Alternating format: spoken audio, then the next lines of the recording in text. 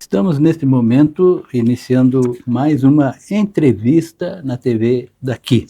Hoje nós vamos entrevistar o professor Joner Alencar Marques Nascimento, que preside instituições na área da educação e tendo, inclusive, sido o titular do Centro dos Professores de São Luís Gonzaga, que tem jurisdição em toda a microrregião de São Luís Gonzaga, dos municípios da microrregião. Joner é natural de Bossoroca, onde iniciou sua carreira no magistério em 1993 e teve sequência quando assumiu a condição de diretor da Escola Estadual São José por 4 mandatos e vice-diretor da Escola de Ensino Médio de Bossoroca.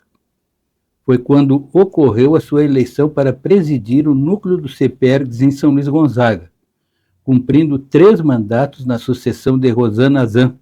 Joner destacou que o núcleo do CEPERGS em São Luís Gonzaga representa a categoria nos municípios que constituem esta micro-região das Missões.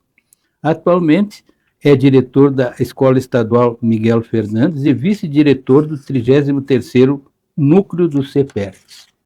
Atualmente, qual é o número dos integrantes, professor, no quadro social dos professores e servidores estaduais que exercem suas atividades nas escolas vinculadas ao governo do Estado? E quantos se afastaram da entidade, inclusive os contratados? Qual é essa situação na realidade, professor? Boa tarde, seu Iso. Boa tarde aos espectadores da TV daqui. Para nós é uma grande satisfação ter esse espaço para o nosso sindicato, né? Eu aqui na qualidade de representante do núcleo 33º núcleo, então para nós é uma grande honra, principalmente ser entrevistado por este jornalista que sempre nos concedeu espaço no seu trabalho, né? No jornal, o tempo que presidiu a notícia. Então, assim, seu Iso, a gente está com um número de mais ou menos 76.800 sócios a nível do estado, tivemos mais de 80 mil, só que nos últimos tempos a gente tá dando uma baixada, uma diminuída, né, porque o governo, em função do governo não realizar quase concurso, e os contratados têm uma dificuldade maior de inserção, né, não que a gente não faça a luta deles também, né, que a gente faz a defesa deles, como qualidade de educação, repassa pela sala de aula, pela condição de trabalho deles, mas eles não se sentem tanto representado quanto a categoria que é nomeada. Então a gente tem essa dificuldade e principalmente, né, da nossa categoria que vai ficando velha e vão falecendo, né? Então a gente não está suprindo o mesmo número que está saindo, né, devido a essa função. Eu fico pensando, professor, a respeito dessa situação dos professores contratados. Eles não têm a segurança da continuidade na atividade, porque é uma condição provisória, e isso nunca fez bem em qualquer atividade. A situação do trabalhador que fica assim, numa situação funcional assegurada, ele tem tranquilidade para trabalhar e oferecer bons resultados. E o contratado fica numa posição muito limitada. E, inclusive, você sabe que nas grandes atividades que o CEPERGS realiza em Porto Alegre, chamando a representação de todo o interior do Estado para fazer as suas reivindicações junto ao governo do Estado, a Assembleia Legislativa, esses professores contratados não comparecem porque ficariam sujeitos a serem desligados do quadro de professores do Rio Grande do Sul a nível estadual. Isso é assim mesmo, professor? Isso. Inclusive, a gente pressiona o governo por concurso para justamente qualificar o nosso quadro, né, do magistério público, os servidores terem tranquilidade no momento que eles estão desenvolvendo suas atividades pedagógicas, saber que não estão sendo pressionados, qualquer coisa, qualquer reivindicação que eles façam, eles podem ser desligados, no sentido assim de ir para uma assembleia, de participar em Porto Alegre dos atos de reivindicação por melhores condições, tanto de trabalho como tanto de condições salariais, né? Então, e sem falar da pressão que exerce dentro das salas de aula, das escolas, por parte de determinadas direções, não é todas as direções, porque também essas direções são cobradas da Secretaria de Educação, né, da SEDUC, e consequentemente passa pela coordenadoria também, então todo um processo de controle e de cobrança. Então, eles se sentem ameaçados frente a isso. A sobrecarga deles de trabalho também é muito grande, porque a carga horária deles é praticamente diferenciada, né?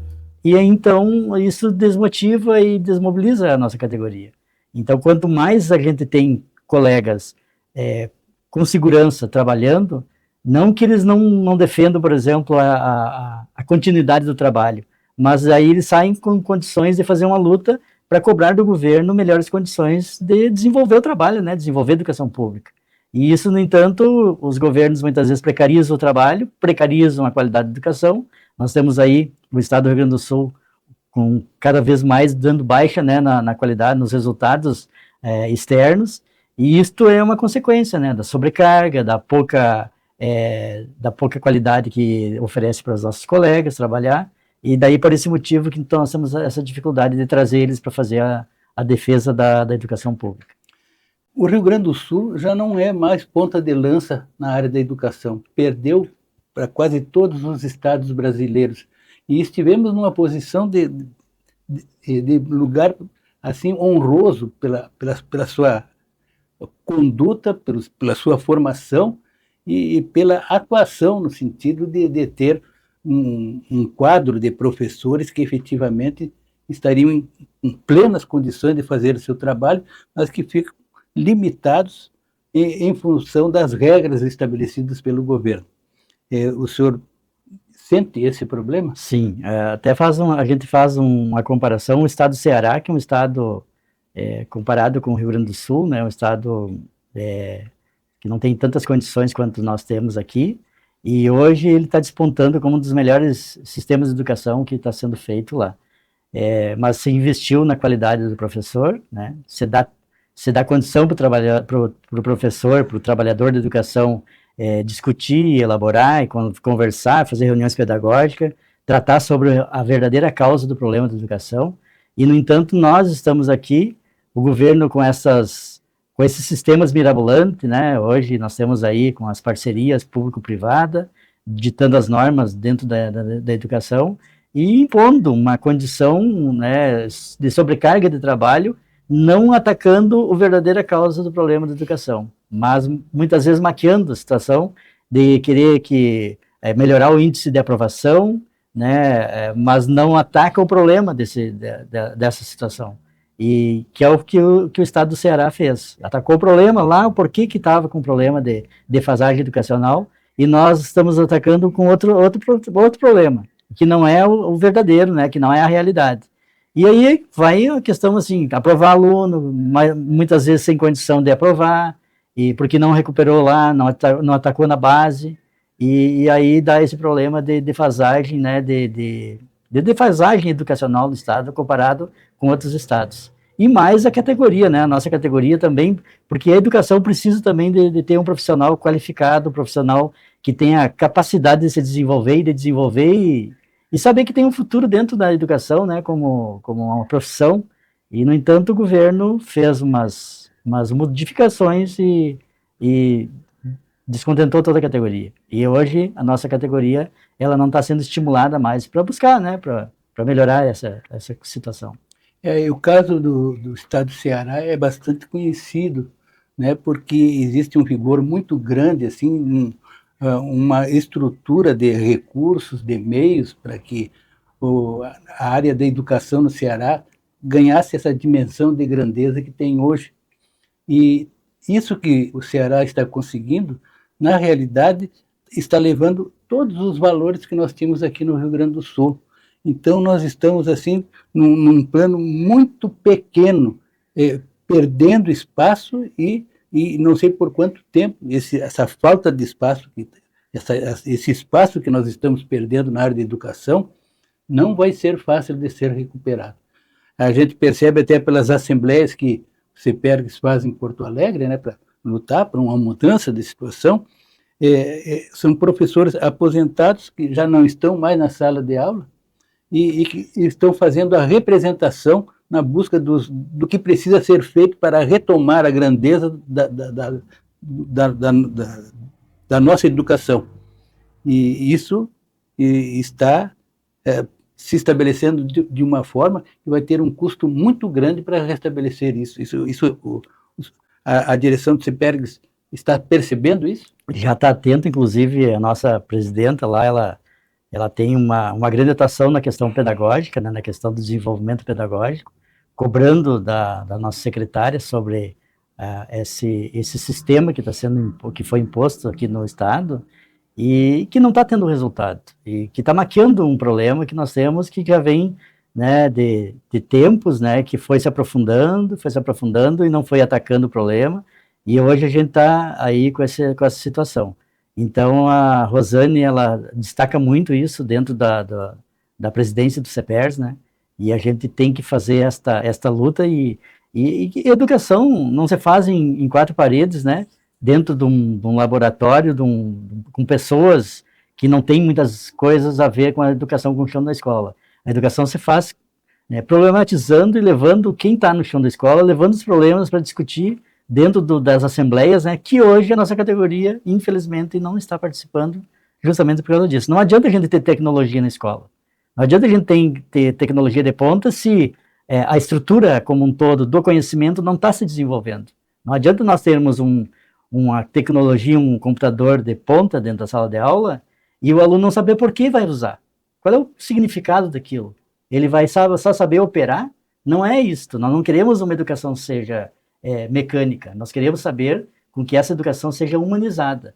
E a partir desse momento que nós tivermos uma educação humanizada, que voltar para o problema real da humanidade, aí nós vamos ter um desenvolvimento. Como o processo da Finlândia, que passou por esse processo, né, foi um dos primeiros países a informatizar a educação, e hoje eles retornaram totalmente, né, para o lápis, né, como diz lá, e para leitura, e começaram a voltar para buscar a situação, a realização de atacar o problema, né, atacar o problema da educação.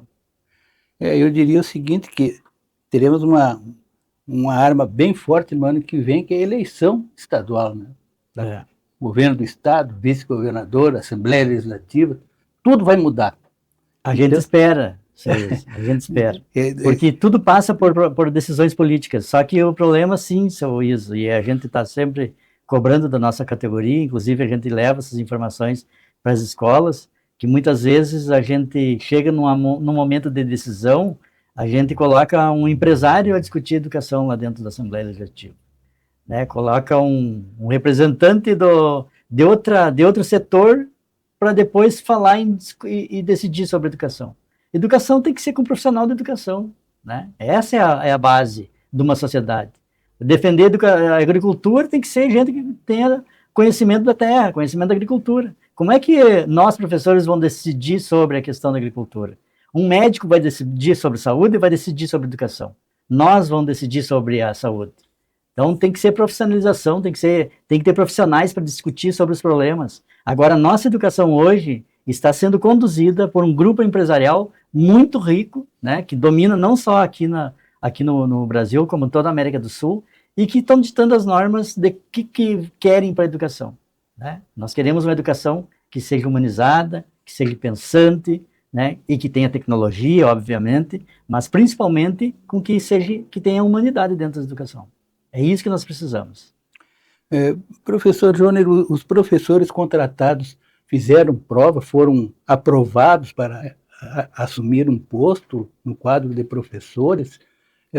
O que falta para ele ser como é que é a denominação do professor que está assim com a sua situação funcional organizada?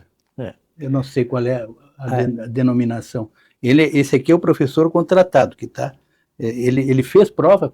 Não. Não fez prova? Esse é o problema, seu Riso. Por exemplo, assim, tem muitas universidades que pipocaram as universidades EAD, justamente porque as universidades presenciais um custo mais elevado, e como a profissão ela não não te propõe uma profissão que tenha ascensão na categoria, nós podemos falar mais adiante, não tem ascensão na categoria, é aquela base, e é o teto também, é base e teto nossos salários, né? Porque o governo esse do Eduardo Leite, ele acabou com a nossa carreira, então não tem progressão mais na carreira, então não tem uma carreira atrativa que busque, que seja disputada, pelo contrário.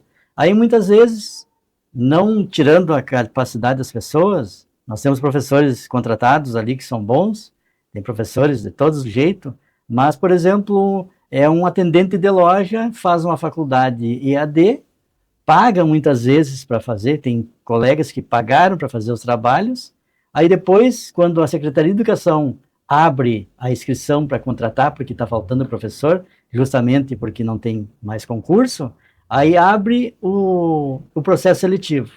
Aliás, o processo seletivo não, nem tem processo seletivo. Abre a inscrição. Aí, quando o professor, a SEDUC, ou a secretaria precisa de professor, ou a escola precisa de professor, ela coloca no sistema que está precisando de português, vamos supor, de português. Aí um professor que fez uma faculdade, EAD, geralmente, que está acontecendo, que muitas vezes não tem qualidade, tem uns que têm qualidade, não estou dizendo que não tem qualidade, todos não têm qualidade, mas muitos, não existe uma fiscalização para ter realmente um professor com qualificação. Aí se escreve lá, a escola X tem uma necessidade, a SEDUC, a Secretaria de Educação manda, ó, tem uma vaga aqui, tu está inscrito, primeiro lugar, tu escreveu, tu está na fila, primeiro da fila é colocado dentro da sala de aula, para desempenhar a função da educação. Então, para você ver como é difícil a situação. Como é que nós vamos qualificar a nossa educação se nós não temos um processo seletivo? Santa Catarina tem um problema, tem um processo seletivo de contrato, onde ele faz uma prova seletiva, né, para assumir uma função. Aqui nós não temos, aqui só basta estar inscrito. E aí que eu digo assim, ó, que tem muitos colegas nossos que estão na sala de aula, que fizeram EAD, aproveitaram e fizeram realmente, né, se aprofundaram nos estudos. Mas tem muitos que não fizeram isso. E que pagaram por fora, e que estão aí, muitas vezes, indo para salas de aula, para desempenhar as funções de educador. Sem condições para tanto. Não, sem condições para tanto, e não é culpa deles. É o sistema que propõe isso. Exato. Né? Então, ele está ali, ele está buscando uma melhora na sua condição de vida. Imagina, sai de lá, é atendente numa loja, ganha salário, mais uma comissãozinha, dá 1.800, 2.000, né? Claro que tem uns que ganham mais, mas é mais ou menos isso. Vamos ganhar um piso salarial, que é 4.000 e pouquinhos. Então, daí, para eles, é uma ascensão econômica na vida deles. Né? Então, não se culpa eles, né? É o sistema que está... A presidente do CEPERGS é uma menina aqui de São Luís Gonzaga, né? Rosana Zan. Eu recordo quando ela começou a militar aqui no CEPERGS, e inicialmente apenas com uma pessoa cheia de motivação, e conquistou com isso o apoio do professorado aqui de São Luís Gonzaga, e ela acabou sendo a presidente do CEPERGS, né? 33º núcleo. Foi o primeiro passo. Fez um bom trabalho aqui e acabou sendo eleita presidente estadual, uma grande conquista. Como é que o senhor vê o trabalho dela? O trabalho, a Rosane, a gente tem uma admiração e um carinho muito grande, assim, inclusive de ser amiga da gente, a gente se tornou, devido à questão da luta, conheci ela na luta, né? E ela que foi a grande mentora de eu me colocar dentro do CEPERS ali. A gente me associei no CEPERS e depois ela fiz parte da direção dela, junto com ela, que ela me convidou, e depois eu sucedi ela, né, dentro do espaço, mas é até interessante porque, na realidade, eu não queria assumir, e daí a Rosane me disse, não, tu assume, eu te ajudo, e daí eu fico dentro da tua vice e eu te ajudo. E daí um dia ela me ligou para minha casa, dizendo que tinha uma notícia ruim para me dar, e eu perguntei qual é a notícia. Tu vai ter que caminhar sozinho, porque eu estou sendo convidada para mim participar da direção central. E daí eu disse, mas eu não vou assumir, então. Daí eles, não, vou te deixar uma equipe boa, e como de fato deixou uma equipe boa, e que me ajudou também, né? E daí a gente ficou 3 mandatos lá, e graças a ela que deve fazer isso aí. Então a Rosane hoje, além de, ela foi uma tesoureira antes, até a gestão passada ela era tesoureira, fez parte da Secretaria da Educação Pedagógica lá do CEPERS, onde desenvolvia a mostra pedagógica, criou a mostra pedagógica a nível do Estado. O CEPERS sempre foi taxado, assim, por muitos na sociedade, como promotor de greve. Mas por que a gente promove greve? A gente nunca quer uma greve, né? É transtorno que dá, tanto para a gente como está na sala de aula, depois ter que recuperar em fora de horário, fora do ano, no calor de janeiro, como a gente teve já. Não é essa a motivação, só que a gente tenta negociar com o governo para as melhores condições dignas de trabalho, melhores condições de educação pública. Nós queremos uma educação pública de qualidade para os nossos alunos. E muitas vezes o Estado nos nega essa situação, e daí a gente começa a fazer essas mobilizações junto com a categoria. E aí a gente faz isso. E daí, mas aí a Rosane pensou, junto com os colegas lá, tá, mas a gente tem que mostrar o que a escola pública está fazendo. Nós temos que mostrar para a sociedade que muitas vezes os trabalhos pedagógicos são feitos maravilhosos dentro da escola, alunos, professores motivados e com qualificação, qualificados, desenvolvem projetos dentro da escola que não é muitas vezes mostrado além dos muros da escola. E daí você pensou, vamos mostrar para a sociedade o que a escola pública faz, de importante para a sociedade como um todo. E daí a gente externou essa mostra pedagógica, mostrando para a sociedade. Sim. Até ali foi feito ali na praça agora, né? Com uma bela mostra, inclusive junto com os aposentados, mostrar o trabalho dos aposentados, manuais que os aposentados estão fazendo, né? Sim. E a gente fez e estava muito bonito e mostramos para a sociedade, só que muitas vezes precisa ser mais participativo, né, por parte da sociedade. Está faltando motivação? Olha, muitas vezes, assim, ó, é um pouco de um todo, sabe, seu Iso? A vida da gente e das pessoas está muito corrido hoje, né? Muito corrido. O sistema está tão apressado que as pessoas estão tendo pouco tempo, né? Muitas vezes de participar das coisas sociais. Eu lembro, passado, não é recente, já passou algum tempo, né? Quando o CEPERS mobilizava o Estado inteiro para conquistar seus direitos, seus projetos, a melhoria salarial, enfim, toda aquela luta assim era uma luta assim valorosa e que repercutia em todo o Estado, mexia com todas as pessoas, com a vida de todas as famílias, porque ia acabar também no aluno que estava esperando saber o que ia decorrer daquele esforço que estava sendo feito por uma escola melhor. E eu lhe pergunto, nós estamos muito longe de recuperar isso? Olha, nós vivemos as questões sociais cíclicas, né? A gente teve períodos de ditadura, problemas de retrocessos, e problemas de ascensão da categoria, e o CEPERS, por exemplo, ele começou pequeno, e agora fez 80 anos, né? Começou só dos professores, depois se estendeu para os funcionários também.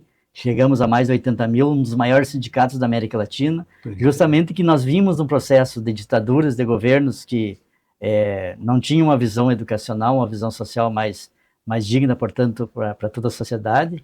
E daí se exigiu, da parte dos educadores, fazer uma luta para construir uma escola pública de qualidade para aqueles filhos de trabalhadores que muitas vezes não podiam pagar para estudar, né, para uma escola privada.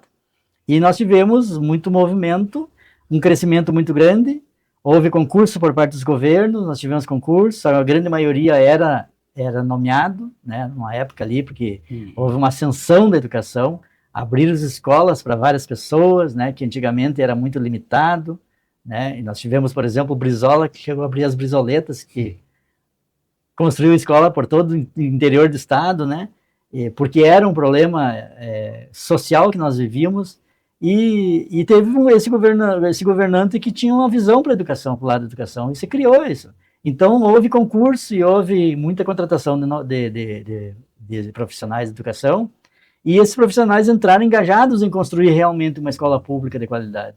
E daí eles estavam, né, construindo. Aí, quando tivemos sucessivos governos que depois começaram a cortar da educação, tirar dinheiro da educação, começou a emergir esses movimentos sociais, os movimentos da educação, movimentos dos educadores, para garantir aquele direito, né, de uma educação de qualidade.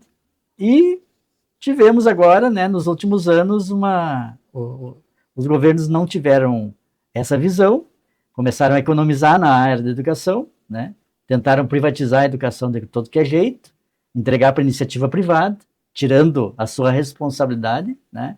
E aí não fez concurso, como não teve privatização por causa da luta que tivemos, houve contratação daí, em vez de nomeação de concurso público, e aí que começou a nossa defasagem, né? Aí começou a nossa defasagem a nível de educação, a nível do Brasil.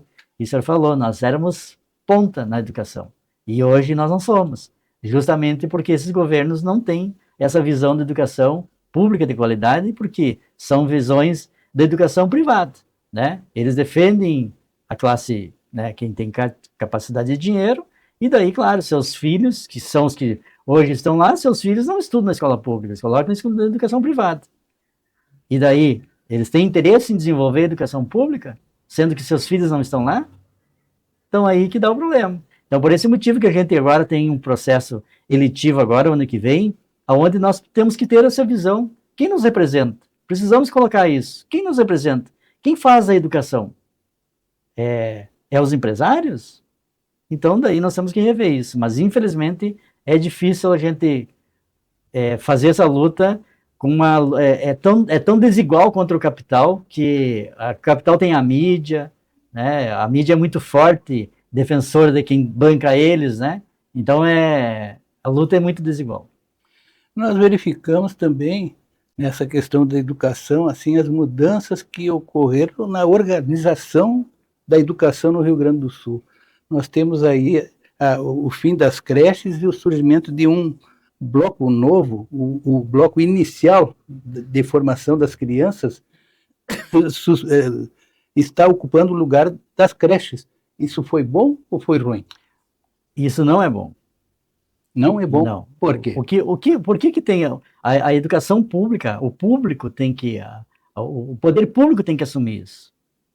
Porque há uma captação muito grande de dinheiro, de impostos, e justamente tem ali os 25% que o governo precisa investir na educação. E a educação básica começa lá do princípio. E o CEPERG está acompanhando para ver se esses 25% estão sendo repassados para a educação? Sim. Inclusive, não existe esse investimento. O governo maquia, não tem esse investimento. Eu não estou lembrado quanto que deu esse ano, se foi 17%, se não me engano, que ele investiu. Então, mas a gente cobra, só que a gente sabe, né, que o poder é muito unido, o poder, né, o judiciário com o governo, né, são trocas de favores. Então a gente entra no Ministério Público, faz a cobrança, faz as exigências, mas, no entanto, a gente não é contemplado. Se tivesse contemplado os 25%, com certeza nós teríamos outra educação. Eu fico muito impressionado com isso, assim, porque tempos atrás o CEPERG ia fazer uma bagunça no Estado por essa diferença do seu orçamento que não estava sendo entregue para a categoria. Houve ali quando o governo Eduardo Leite apresentou, e ele disse que ia ser pedagógico nessa questão, né,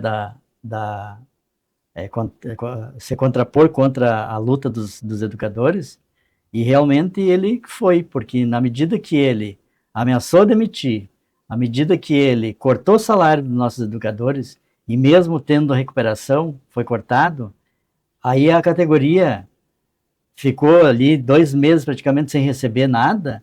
É claro que as contas chegam, as condições de vida precisam ser tocadas, e nós tivemos um retrocesso, né?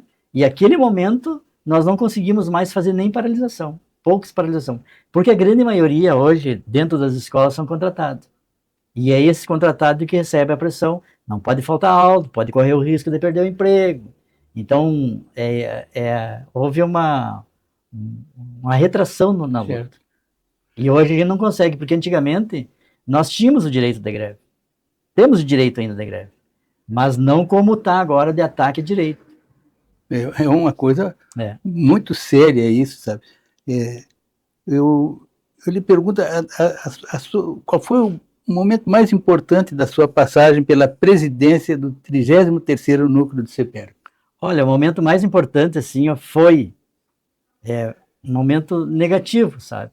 Que chamou muita atenção da gente, que foi a questão da nossa perda do nosso plano de carreira. Isso aí foi um horror para nós, sabe? Foi um plano trabalhado em décadas pelo CEPERG. Em décadas. E isso foi assim que eu lembro bem, eu acompanhei como jornalista, acompanhei o trabalho dos professores e se criou um nível de qualidade impressionante na educação. Hoje, infelizmente, professor Joner, o ensino municipal em algumas cidades está superando em qualidade o que oferece a escola pública estadual nessa cidade. Na concorrência, não existe concorrência, mas na cotação do serviço das escolas municipais com o serviço das escolas estaduais no mesmo cenário, a escola estadual está perdendo espaço cada vez mais a cada ano que passa. É que tudo passa por aquela questão de cumprir com o orçamento das escolas, né? Com o investimento. Começa aí, é o orçamento. Aí, porque à medida que você tem um governo responsável que realmente invista aquele percentual da educação e se dá a qualificação para os professores, aí as coisas acontecem.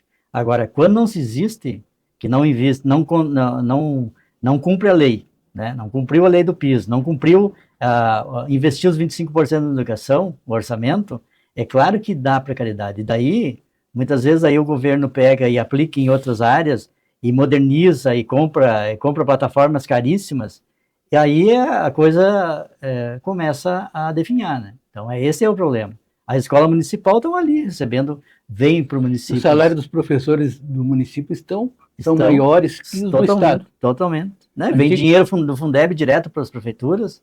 Sim. Inclusive, tem bastante dinheiro e as prefeituras estão hoje tendo essa responsabilidade e tem uma cobrança maior da sociedade junto com o poder público, né?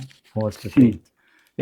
Mas a gente não defende a municipalização, a gente quer uma universalização da educação, porque à medida que, por exemplo, um município faz a sua adequação, o seu trabalho decente, e o outro, de repente, ali do lado não apresenta.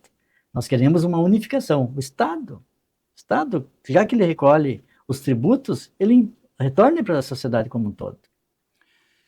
Um detalhe importante assim da situação do magistério do Estado do Rio Grande do Sul é o bom desempenho do CEPERG estadual com as unidades municipais, regionais, como é o caso do nosso, 33º núcleo.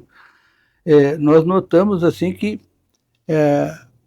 o ensino ainda não conseguiu recuperar as perdas que teve nessa mudança de situação que houve, né? De um tempo de muita luta, de muita garra, passou para uma situação assim que a ação do CEPERG se reduzia a um espaço bem menor. Não sei se o senhor concorda com isso. Olha, na realidade, assim, por que ele dá essa impressão da redução? Porque, como o senhor disse, antigamente, era 1 e 2, a gente parava as escolas. O governo apresentava uma medida lá contrária à educação, né? E nós mobilizava a categoria e parava a escola. É verdade. Né? E colocava 2, 3 ônibus para Porto Alegre. Hoje a gente não consegue colocar um, sabe? Às vezes a gente consegue um, mas geralmente tem que ser com outros núcleos, né? Como Cerro Largo, como Santiago, porque justamente aquela categoria que está na escola, que está no chão da escola, eles não param. Eles não vão lá fazer a luta. Porque o governo fez todo esse processo, né, e que deu essa retração na luta. Ameaça de demitir, depois a carga horária do professor é muito engessada, muito cheia, não vai, falta aula, falta aquele dia, de repente a escola fica penalizada, aí os colegas outros não têm tempo não tem horas para assumir aquelas turmas, então houve uma retração. E aí essa dificuldade que a gente tem hoje, da gente fazer do CEPERS aparecer mais. Certo. O professor, ele é mais uma atividade do homem ou da mulher? O número de professores masculinos se aproxima ou está longe da representação feminina? Muito longe. Muito longe. Cerca de 92% da nossa categoria é mulher. Mulher. Então é gritante, ela ainda continua, foi sempre e continua uma profissão de mulheres. Eu, e muito agora, muito mais ainda, justamente porque não se dá uma ascensão na categoria. Né? Não tem uma ascensão na categoria. Se tivesse uma profissão que desse ascensão, aí nós teríamos mais pessoas, mais homens. Mas, no entanto, é mais de mulheres. Claro, tem aquela cultura da mulher, da mãe cuidadora, né? E daí vai para a escola. Mas eu sinto uma mudança agora nessa situação, assim, não apenas no aspecto do quadro de professores. Eu noto assim, as mulheres ocupando várias posições que era dita dos homens. Sim. Em várias atividades profissionais, e estão ocupando cargos de mando em várias áreas. Quer dizer que essa questão a escola da mulher é uma coisa relativa e está em mudança. Não sei se vocês já perceberam isso. Não, mas o que é claro que a mulher hoje ela se profissionalizou em várias áreas e está entrando onde antes era a profissão somente de homens, mas na educação ainda nós temos a grande maioria de mulheres. Até porque as famílias, alguns anos atrás, tinha filha mulher, não, ela vai ser professora. Ela já era encaminhada para ser professora. Né? Então, isso criou assim um hábito. A mulher cuidadora da criança. Né? Exato. E eu perguntaria o seguinte, o plano salarial dos professores do Estado, vigente atualmente, supera o valor do plano anterior, que era pago aos professores e que foi cancelado pelo atual governo? Pode dar exemplo se existem diferenças? Existe. Nós tínhamos antes, assim, uma ascensão na carreira.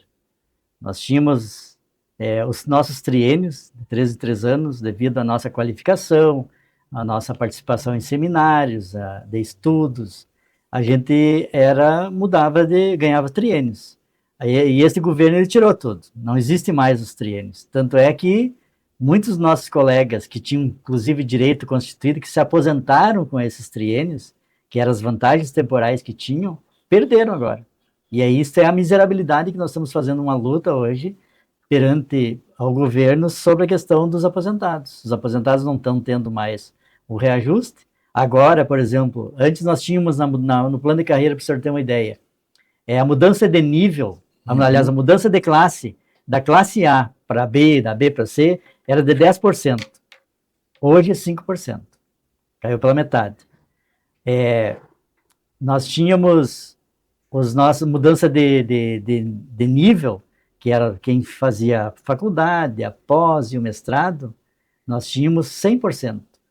Chegava a 100%. Sim. Se fosse atualizando, né, dobrava o salário. Hoje, fazendo o doutorado, que agora, antigamente, não tinha o doutorado, né? Era só, o plano de carreira era até o mestrado. Depois não tinha mais reconhecimento. Mas hoje, colocou o doutorado, mas da plena, da licenciatura, hoje, eu tenho uma tabela aqui para o senhor ter uma ideia, ó, só para o senhor, entra com 2.404, com 20 horas. O doutorado, 2.977. R$500. É um desestímulo. Não tem como uma pessoa entrar numa profissão sabendo que não vai ter valorização. E é por esse motivo que hoje nós estamos aí prestes a ter um grande apagão na educação, porque nós não temos. Tá aí as universidades fechando as portas, porque não tem mais procura. Temos aqui a URI, nós temos apenas um curso de nível superior. Exato. Apenas uma escola que foi criada assim com grandes dificuldades pela comunidade e fez uma escola ótima.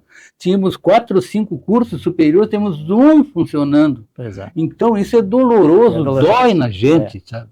E aí, seu Isa, que vem a questão da qualificação da educação. Aí fazem, muitas vezes, um curso, que alguns desqualificados, e que depois se inscreve ali e entra para a sala de aula. Houve um abuso no EAD, isso não tem dúvida nenhuma. Totalmente. E outra questão aqui que eu tenho anotado aqui, estou me perdendo aqui nas perguntas que eu fiz, vou ter que ir adiante até que volte na cabeça. Sim, lembrei. A perda de pessoal da área da educação para outras atividades, trabalhando em áreas estabelecidas, com o seu conhecimento nas empresas, estaria havendo uma fuga de gente muito boa, bem formada, para ganhar melhor, para ter uma atividade mais segura na empresa particular e até mesmo em empresa pública, mas fora da educação.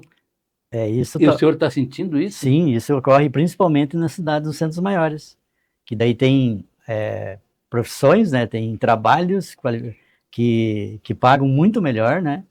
É diferente do interior. No interior ainda se compara, vão trabalhar no comércio ali, o salário é um pouco melhor no salário do educador.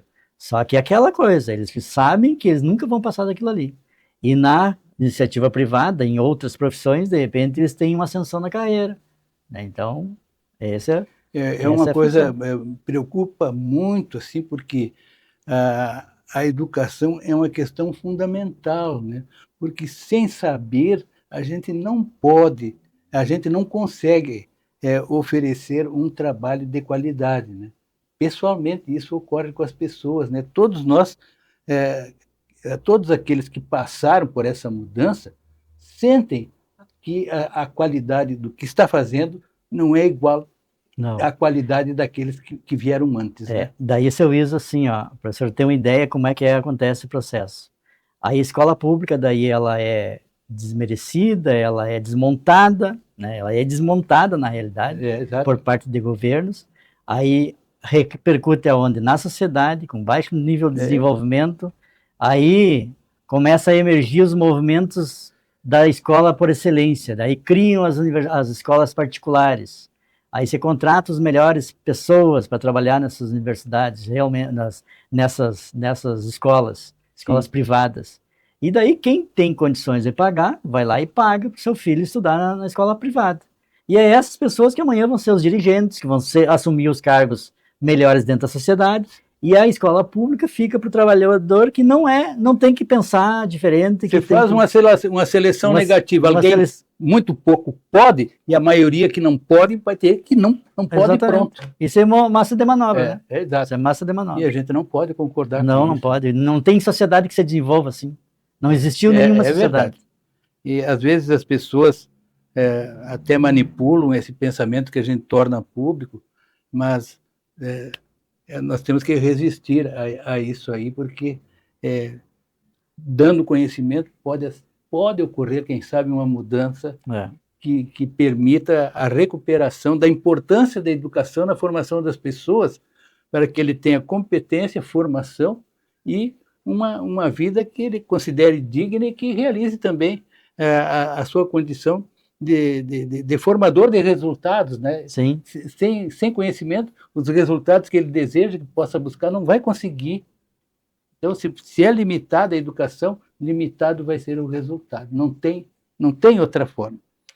Então, eu lhe pergunto o seguinte: em que situação se encontra a rede de prédios escolares na rede estadual do Rio Grande do Sul? Olha, no Rio Grande do Sul nós temos muita precariedade, principalmente na área elétrica. Bastante precário. E aqui, praticamente, nós temos aí as escolas que você colocou ar-condicionado, né, justamente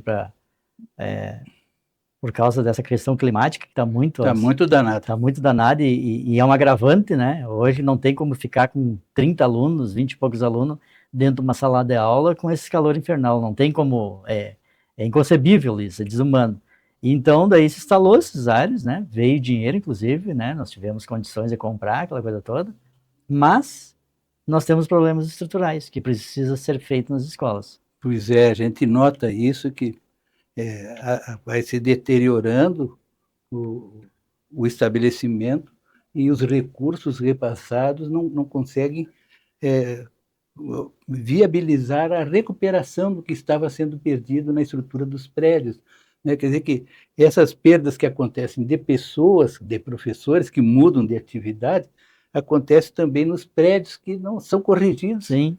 Nas perdas do tempo, né? Exato. Então, e o estado do Rio Grande do Sul perde junto, né? E a gente que mora aqui e adora o Rio Grande do Sul não se conforma com isso. Nós queremos que o trabalhador da educação tenha as mesmas condições que nós tínhamos 20 anos atrás. E a gente lembra com saudade da garra da época dos professores, mas existia um ambiente que permitia isso. Hoje não existe mais. Hoje não existe, tanto é assim, seu Luiz, dentro da Assembleia Legislativa, são poucas pessoas que são defensores da educação pública. Então, são uma minoria dentro da Assembleia, como a nível de país também, dentro do Congresso, é a minoria também. Então, é uma luta desigual. É uma luta muito desigual. O senhor está dizendo uma coisa muito grave. E é aquela coisa assim, ó, como que essas pessoas, vai se discutir o sistema educacional do Rio Grande do Sul, se essas pessoas que estão lá fazendo e criando as leis não dependem da educação pública. Pelo contrário, eles são beneficiários do sistema privado. Então, eles vão fazer uma defesa da sociedade no geral? Não. Eles estão lá defendendo os interesses deles, particulares muitas vezes. Então, daí, por esse motivo que enquanto a sociedade não acordar para isso, dizer assim, ó, o que querem para o país, que seguidamente, tem que investir mais em educação, tá, mas e daí? Coloca lá alguma pessoa que realmente vai fazer essa luta lá dentro, vai criar lei para investir mais em educação, para defender a educação pública, ou vai defender o empresário que defende a escola privada, né, que tem lá o seu filho dentro da universidade, dentro dos espaços privados. Então, não tem como acontecer as coisas. Nada contra a escola privada, não, nada de maneira nenhuma. Mas também nada contra a escola pública. A escola pública é necessária para equilibrar as oportunidades para que os jovens tenham ocasião de terem formação profissional. E a formação profissional ele só vai conquistar dentro da escola. E isso tem que servir para aquelas que vêm de famílias de poucos recursos financeiros, com aqueles que têm bastante recursos financeiros, mas a igualdade de oportunidade tem que existir. Tem que existir. Equidade, né? Equidade. E essa situação assim, ó, qual é o empresário? Muitas vezes reclama, eu não consigo. Esses dias mesmo estavam conversando com um cara, disse assim, eu não consigo contratar um operador para minha máquina custou quase 2 milhões. Um amigo não conhecido, né? Sim. Custa quase 2 milhões e não tem um aluno aí, não tem nenhum jovem aí que possa operar. Então, é essa situação, assim, investir em qualidade da educação para justamente para esta juventude ser qualificada para assumir qualquer coisa dentro da sociedade. E qual é o empresário que não quer uma pessoa com capacidade de trabalho dentro do seu estabelecimento? É dinheiro na mão, porque ele vai saber produzir dentro daquele espaço. Agora, se não tem qualificação, não tem... Aí padece o capital, né? Exato. Como é o atual plano de carreira do magistério estadual em relação ao anterior? Nós estávamos falando exatamente sobre isso aí, o plano de carreira. Isso. Ele sofreu muitas modificações? Sofreu. Hoje, por exemplo, a gente entra com piso salarial nacional, que é o piso nacional, e praticamente se aposenta com o piso salarial nacional. Então, essa é a nossa. E antes a gente tinha ascensão, né, na carreira, ia melhorando, fazia cursos, né, para melhoria, né, para qualificar, era reconhecido com isso. Hoje está essa diferença. Professor João, uma coisa assim que me desagrada bastante, assim, talvez o senhor não concorde comigo, mas aqui em São Luís Gonzaga, eu acredito que se está acontecendo aqui, está acontecendo em toda parte do Rio Grande do Sul. As escolas estaduais em São Luís Gonzaga não têm participado dos desfiles que se realizam durante a Semana da Pátria. É um gesto de protesto? Como é que o senhor justifica essa posição? Assim, as famílias das crianças querem ver os seus filhos desfilarem, mas não existe, só vão às escolas do município, as escolas particulares, e as escolas do estado estão fora disso. Eu fico triste com isso, para lhe dizer a verdade. Na realidade, tudo passa pela desmotivação da nossa categoria, né? Sim. Eles já vêm com a categoria vem com sobrecarga de trabalho, isso aí requer também planejamento, organização, investimento também para fazer esse tipo de coisa, né? Fazer cartaz, fazer aquela coisa toda, né? E os professores muitas vezes não se sentem mais motivados para fazer isso. Então, daí, por esse motivo, não é uma coisa... Eu não tô vendo assim de protesto, não é um gesto de protesto. É um gesto, é uma questão de desmotivação. Desmotivação. Precisa despertar o interesse, a importância daquela presença das crianças. Exato. Eu lembro quando era criança, né? A gente ia para os desfiles, quando chegava a Semana da Pátria, no dia do desfile, E não era só eu, toda a nossa turma não conseguia dormir aquela noite, a expectativa de ir para o desfile. Eu acho que o senhor deve ter passado por Sim, isso também, sim. né?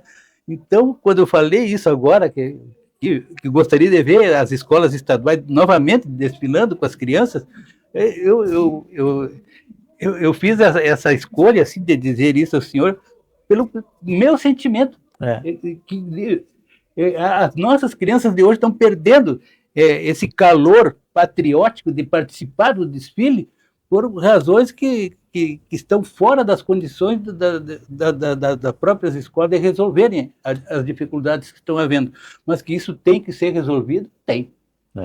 Que seja mais considerado a educação. Exatamente. Que seja mais considerado os educadores, porque os educadores, como eles não estão sendo reconhecidos, fazem uma votação lá, vamos participar do desfile, já vem sobrecarga de trabalho, passar a semana inteira, não vamos. Então é essa a situação. Até um exemplo, noutra área, que nós tivemos ontem aqui em São Luís Gonzaga, a comunidade, através do serviço público e também das entidades locais que representam as forças econômicas de São Luís, fizeram um esforço para realizar uma festa de abertura do Natal. E ontem, eu não sei se o senhor teve oportunidade, o senhor não estava aqui em São Luís. Eu nunca tinha visto em São Luís Gonzaga uma presença tão grande de pessoas para ver uma apresentação na Praça Matriz ali. Ocupou toda a quadra da igreja e da prefeitura. E cada uma pessoa que foi lá levou a sua cadeira, porque era impossível levar mais de 1.000 cadeiras. A prefeitura não ia nem saber onde buscar 1.000 cadeiras para pôr lá. Cada pessoa levou a sua.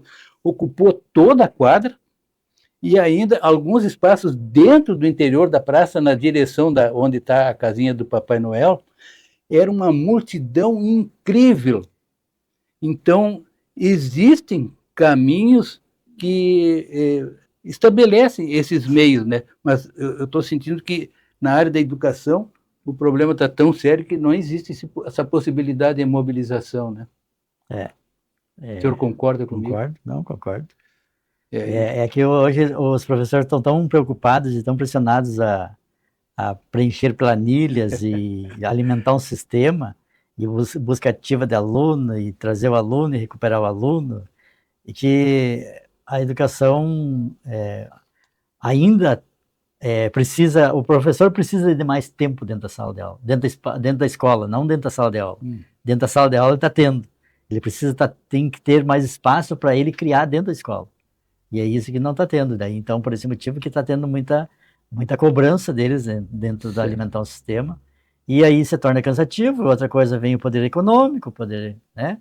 Porque tem professores, a grande maioria dos professores que tem terceiro turno, saem da escola e ainda tem que cuidar da casa, não tem mais condições de contratar uma faxineira. Então, tudo isso influencia, né? É verdade. Nós tivemos, assim, aqui na nossa cidade, assim, dificuldades que são iguais em todas as cidades, né? Se disser, aqui em São Luís é assim, pode saber que daqui 300 quilômetros adiante é a mesma situação.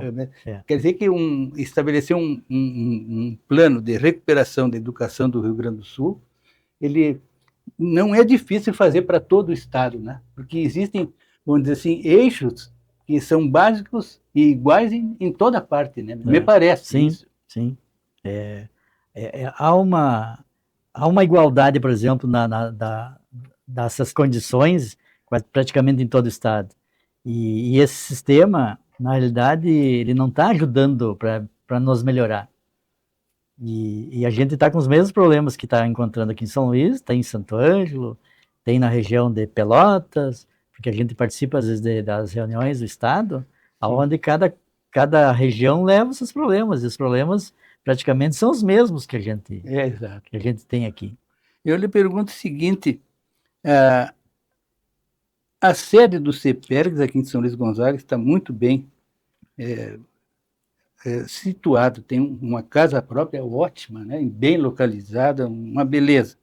Eu já ouvi o senhor dizer que isso não é só aqui em São Luís, em todo o estado está sendo feito isso. E também até um carro Um carro tem o CPERIX, né? Quer dizer que condições básicas, sede, casa própria, carro próprio, é bem diferente do CPERIX de 20 anos atrás, quem sabe 30 anos atrás, que estava numa casa que estava caindo, alugada, e que tinha uma energia capaz de fazer muita coisa em favor da educação. Até onde esse investimento no prédio e no carro melhorou a situação no sentido de reconquistar os valores que nós perdemos. Na realidade, assim, ó, foi criada essas condições porque nós tínhamos em quase todos os núcleos, você pagava aluguel e os aluguéis, na realidade, tinha que ser umas casas próximas que fosse fácil acesso dos professores, né? E aonde os núcleos, por exemplo, são próximos à coordenadoria. A coordenadoria de abrangência, né, que tem as cidades em volta, também faz parte também quase que a mesma coisa das cidades que fazem abrangência do CPERS. Então, quando o professor, muitas vezes, vem resolver um problema da educação que seguidamente vinha em reunião de formação, e tem algumas ainda que acontecem aqui na coordenadoria, eles de ter acesso também ali, ver a vida funcional deles, como é que tá, né? Então, de ter essa proximidade. Só que antes a gente pagava aluguel, e a gente pagou 40 anos aluguel. E aí a gente, dentro da nossa organização lá, vendo que era um dinheiro que estava sendo investido e que nunca seria do CPERS, a nossa direção anterior, né, a Rosane, a qual a Rosane era a nossa tesoureira, da nossa entidade, vamos começar a comprar as casas, né, casas aonde o aluguel é caro. E nós pagávamos uns 2.000 de aluguel. E daí foi comprado, foi decidido essa política de comprar. Claro que para nós veio um dinheiro, uma carta de crédito muito abaixo do que aquilo que as condições ofereciam aqui. Sim. Nós fomos, para você ter uma ideia, me liberaram lá 350 mil, acham alguma coisa com 350 mil. Procurei com 350 mil, não achava nada aqui, né? Eu sei dessa história. E aí a gente procurou e começou a procurar, e daí a Rosane diz, quem sabe compra uma sala. Daí eu disse, uma sala não vai resolver nosso problema, que nós precisamos de um espaço maior para fazer reunião, para deixar os carros quando for para Porto Alegre, né, nas assembleias, que vem o pessoal do interior. E aí foi que um dia apareceu aquela casa ali, claro, com um valor muito mais ainda, mas aí a gente ligou para lá, olha, precisamos de uma porta aí maior para a gente conseguir, é um espaço bom, é próximo à coordenadoria. Aí a Rosane, né, graças a Rosane também de estar na secretaria, conseguiu para nós isso e nós compramos essa casa. Então, o que nós pagávamos de aluguel, nós pagamos um pouquinho a mais de financiamento. Um dia esse financiamento não que o CPERS tivesse disponível aquele dinheiro, é uma carta de crédito. Um dia esse crédito, essa carta vai ser paga, porque nós pagávamos aluguel, agora não está pagando financiamento. Vai chegar e vai terminar e é um patrimônio dos associados aquilo ali.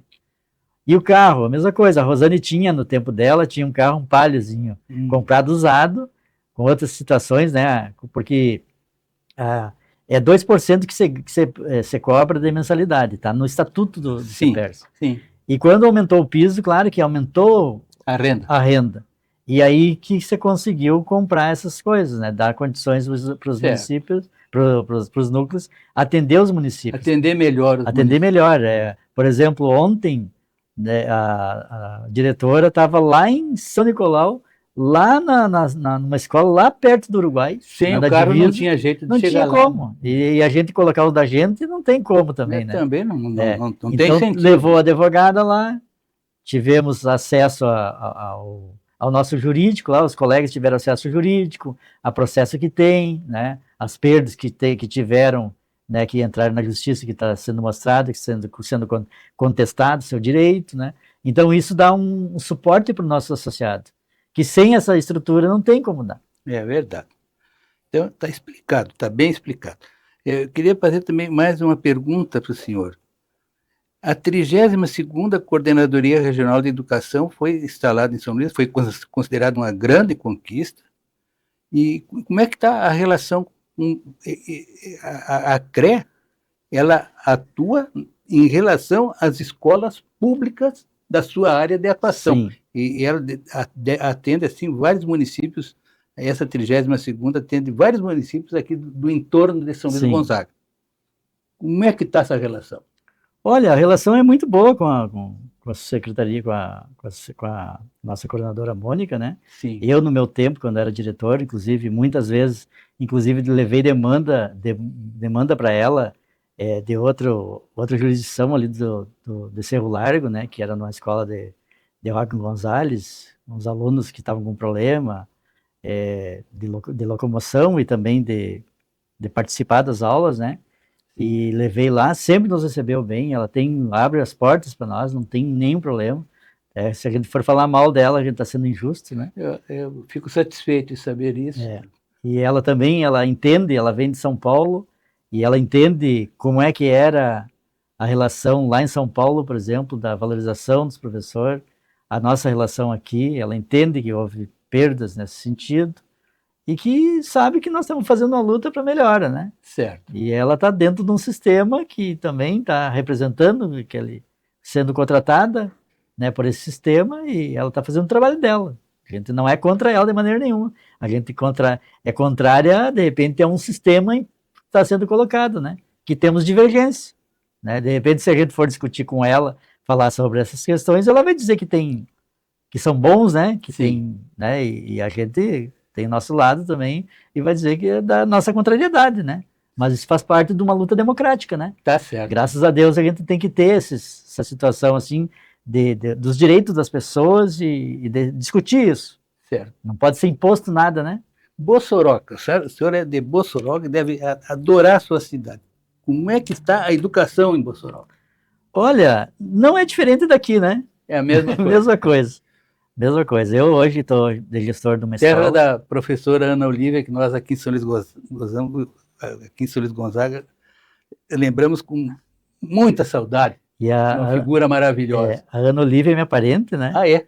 E ela foi a primeira diretora da escola que eu sou diretor hoje. Segue o trabalho dela, Seguimos lá vários colegas nossos ali que nos antecederam. Tem o Alfredo Nascimento, que faleceu há pouco também, me lembro foi diretor soube do falecimento dele que também foi coordenador de educação, né? No tempo do delegado de educação, né? Também foi diretor dessa escola lá.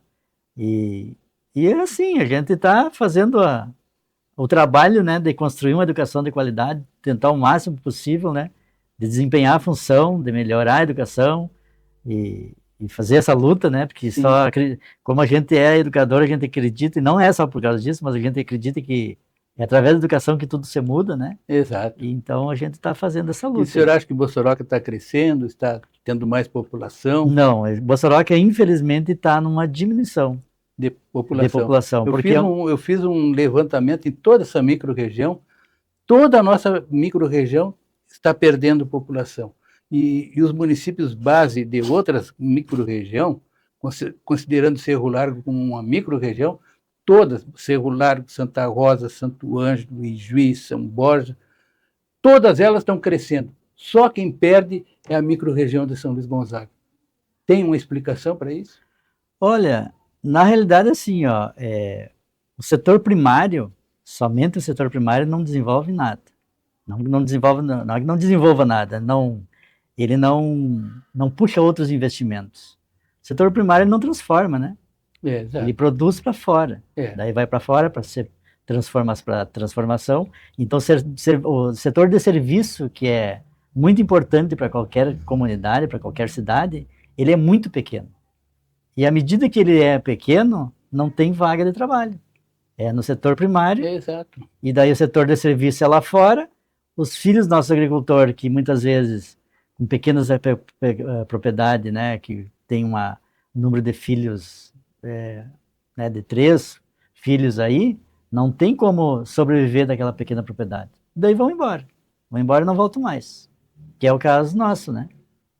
Pois é, aqui em São Luís Gonzaga, nós tivemos um período assim da história do município assim de paralisação, mas nós no momento atual nós tivemos uma melhora que foi a expansão da área urbana de São Luís Gonzaga. O prefeito já encerrou o mandato dele, o prefeito Sidney Brodani, e ele conseguiu recursos para fazer pavimentação nos pontos mais longínquos do que se chamava de área da cidade, mas que estava desabitada. Foi puxado asfalto e concreto usinado na cobertura das ruas, que abriram a existência de terrenos que começaram a ser adquiridos por pessoas que quiseram morar em São Luís, que não existia essa possibilidade antes, porque o que nós tínhamos de arranjo, como cidade urbana, estava ocupado. Então, o Sidney teve essa lembrança de estender essas ruas todas, e algumas precisam ser melhoradas ainda, ele fez boa parte disso aí. O prefeito seguinte tem que continuar nesse trabalho, e nós acreditamos que São Luís vai crescer porque houve essa ação. Porque as pessoas, estando bem localizadas, eles vão abrir seu negócio, vão contribuir de uma forma que vai ajudar a cidade a crescer. Então, fica esse exemplo para Bossoroca, convida a turma lá. Pois é, mas não adianta, eu acho assim, isso que não adianta a gente levar as estradas e levar as ruas e pavimentar sem ter alguma coisa que transforme e se estimule a transformação do que se produz no município. Nós precisamos de transformação, porque só assim vão manter essas pessoas, porque essas pessoas, sendo empregado do agronegócio somente, que é momentâneo muitas vezes, né, na época de uma safra, na época de uma colheita, né, de um plantio, e depois as pessoas, né, não têm muito trabalho, fica com poucos dentro do seu estabelecimento. Mas e o resto? O que vai se fazer o resto do tempo com essas pessoas? E é essas pessoas que não ficam na cidade e que saem fora. Então não adianta nós termos estradas, nós temos que ter alguma política de transformação. Qual é a capacidade que o município tem de produzir alguma coisa além do grão? Além do grão e do gado. Né? O que você tem? O que tiver na cidade não pode produzir uma coisa que a população não tem condições de comprar, não adianta. Exato. Né? Então tem que ser uma ação combinada que mova com todas as estruturas dentro da cidade e das condições que a população tem, não tem outro meio. Exatamente. Mas a gente fala isso só para mexer um pouco com a coisa. Eu lhe pergunto o seguinte, para encerrar nossa entrevista, o que deseja acrescentar nessa entrevista para revelar o momento atual da educação no Rio Grande do Sul? O que o senhor achar que deva dizer? Se o senhor acha que já está dito, não tem problema. Não, eu desejo dizer assim, que pedir o apoio da sociedade, que a sociedade que busca e sempre nas suas falas diz que tem que investir em educação, que tem que desenvolver mais educação, que se cobre dos poderes públicos, que se coloque representante. Bom, eu quero que a educação seja desenvolvida, vamos pensar em quem é que vai representar esse setor dentro dos espaços públicos. Não adianta, por exemplo, eu querer desenvolver educação pública, mas aí na Câmara eu coloco uma pessoa que não tem nenhum conhecimento sobre educação. É verdade. Né? Isso aí. E essas pessoas tem que qualificar esses espaços de construção. Se nós não construirmos, não qualificarmos esses espaços, isso em tudo que é coisa. Em tudo que é coisa. Qualquer setor. Se nós não qualificarmos, nós não vamos avançar. Fica no tropeço. Fica no tropeço. Então, por esse motivo que eu cobro, que a minha fala assim é um apelo que eu faço para a sociedade, que realmente se cobre e que se coloque representantes da educação, porque somente a educação é que vai transformar a sociedade. Queria agradecer a sua presença aqui no estúdio da TV daqui, né? Lembrando que a nossa relação é desde os tempos da glorioso jornal A Notícia, que eu tinha o prazer de recebê-lo, né?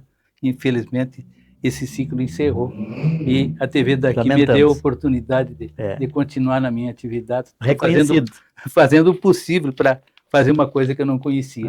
Não, mas está muito bem, senhor. Então, agradeço, Joner, pela tua gentileza e almejo que tudo que... sei que o seu trabalho é grande, grandioso, mas o senhor vai conquistar resultados. Tá bom.